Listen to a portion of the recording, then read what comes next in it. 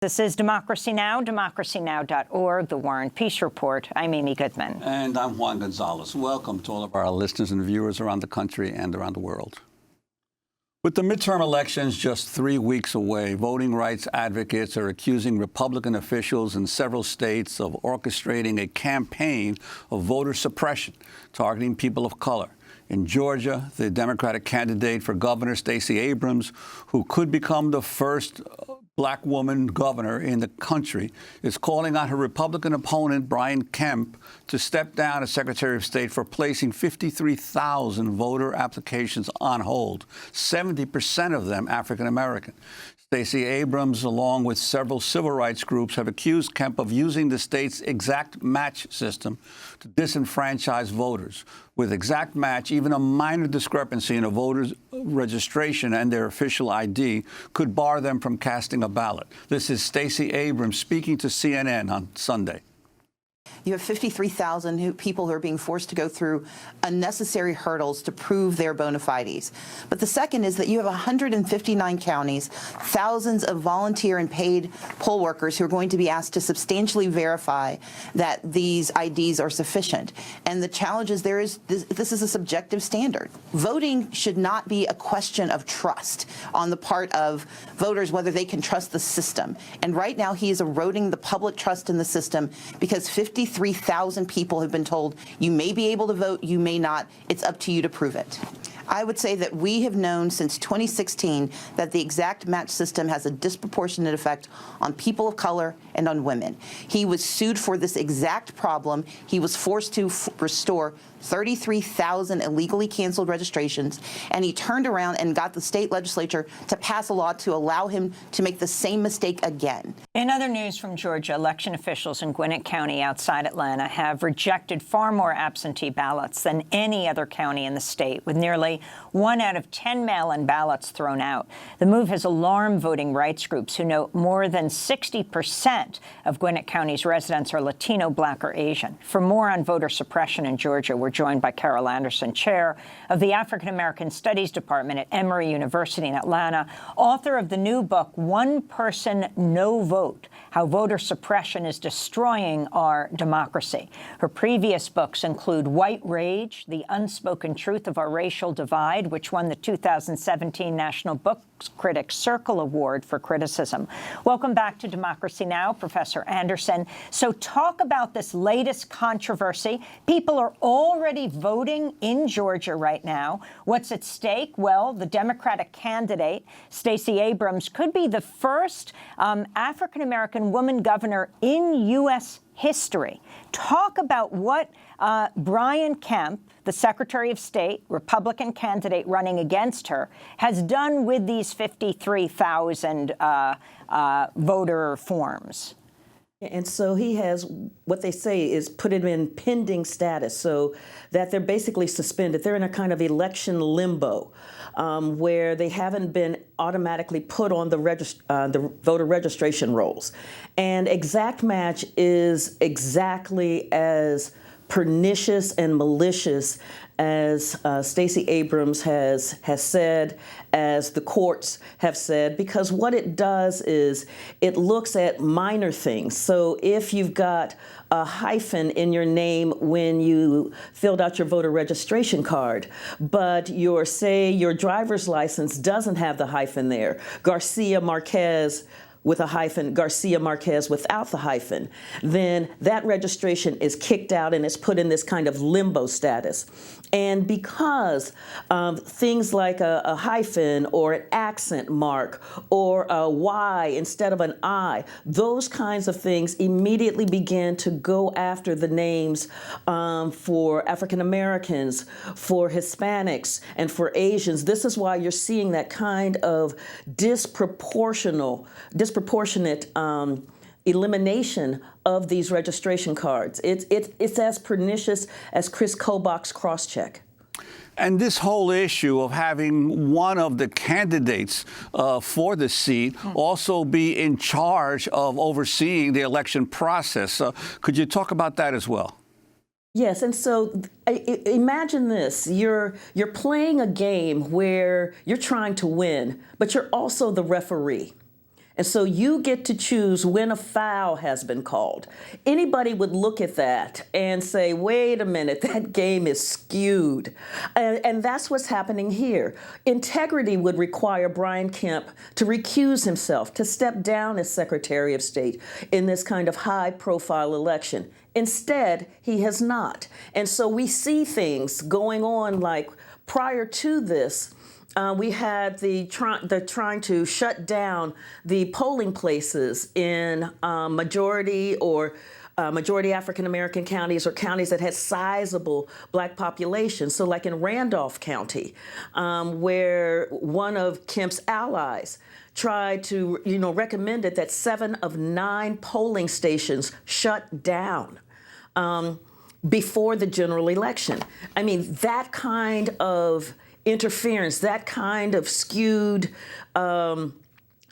decision making is what Stacey Abrams is talking about when she says that it is calling into question the legitimacy of the election. It is calling into question the legitimacy of our electoral processes. And so, as Secretary of State, that is the bedrock foundation of his role, is to ensure the integrity of the election process. Kemp sitting on top of this one undermines that. Brian Kemp, the Secretary of State and the Republican candidate for governor, tweeted Sunday, "My opponent is unapologetically extreme. She's banking on illegal immigrants to secure victory for her at the ballot box." Professor Anderson. Yes, and so that is, Kemp is so much like Chris Kobach out of Kansas. Kobach has been riding that lie of non-citizens voting in mass, skewing the elections in Kansas, and only he can block them. And by raising the flag of illegal immigrants, it is playing to a racist trope that's in the body politic, that these immigrants are going to somehow steal our elections. But he cannot point to, the same way that Chris Kobach could not point to all of these illegal immigrants. It is a fiction. It is a lie. It is a myth that is being used to stir up fear and to justify the kind of unwarranted voter suppression techniques that these secretaries of state like Brian Kemp and Chris Kobach are using. I'd like to go back to this whole issue of the closing of polling places. Most people really don't pay attention to what happens in polling places other than theirs. And could you talk about the impact on voter turnout of sudden either closings of voting places or shifting of voting places from one location to another just before an election? Oh, absolutely. One of the things to pay attention to is that after the Supreme Court gutted the Voting Rights Act with the Shelby County v. Holder decision in 2013, by the time we got to the 2016 election, states that had been under pre-clearance, and that is where, because of their history of racial discrimination at the polls, they had to have all of their voting changes made approved by the Department of Justice. After the voting rights was gutted, 868 polling places were shut down by the time we got to the 2016 election. Brian Kemp has been responsible for 214 of those polling places being shut down. What the research shows is that for every 1/10 of a mile that a polling place is removed from the African American community, black voter turnout goes down by 0.5%. So the more you move these polling places, the further and further, the more and more you're able to depress the black voter turnout. So we had an instance in Sparta where under the guise of being fiscally responsible, they were going to consolidate the polling stations. Well, when they consolidated the polling stations, the one for the black community, and I can say the black community because we do have residential segregation in the United States. So for the one in the black community, that one was moved 17 miles away. Now think about that for trying to vote. And what we also know is that many in the African American community do not have private cars. They don't have personal transportation. So they have to rely upon public transportation. So when you move a polling place further and further away from the Black community, by that very moment, that very instance is designed to depress the Black voter turnout. In June, Democracy Now! Spoke with Stacey Abrams, the Democratic candidate for governor in Georgia. Secretary Kemp has unfortunately built a very strong record of voter suppression. And yes, he and I we've conflicted a number of times. And I think I know I'm very proud of our record of beating him, of forcing him to restore the canceled registrations of thousands, of compelling his office to do the right thing when it comes to voter registration. But also, I think it's a challenging conversation to have both with Secretary Kemp and with Lieutenant Governor Cagle, because rather than focusing on how we move the state forward, they have both focused, unfortunately, on this quieter form of bigotry, of how they want to harm communities and hold us back. So that's Stacey Abrams speaking on Democracy Now! About her opponent, Georgia Secretary of State Brian Kemp and Georgia Lieutenant Governor Casey Cagle. I also wanted to turn to the Republican Senator David Perdue of Georgia, who was captured on video Saturday as he snatched a cell phone out of the hands of a constituent who asked about Republican gubernatorial candidate Brian Kemp, who Perdue was stumping for. Senator Perdue is on the campus of Georgia Tech in Atlanta when a student tried to ask him about his endorsement. Hey, so how can you endorse a candidate? No, I'm not doing that. I'm not doing that. You stole my property. You stole my property. All right, you wanted a Give picture? me my phone back. You wanted a picture? I'm going to give it to you. Senator Perdue returned the phone after the student demanded it back. On Sunday, Perdue's office called the incident a misunderstanding, saying the senator thought the student wanted to take a selfie with him.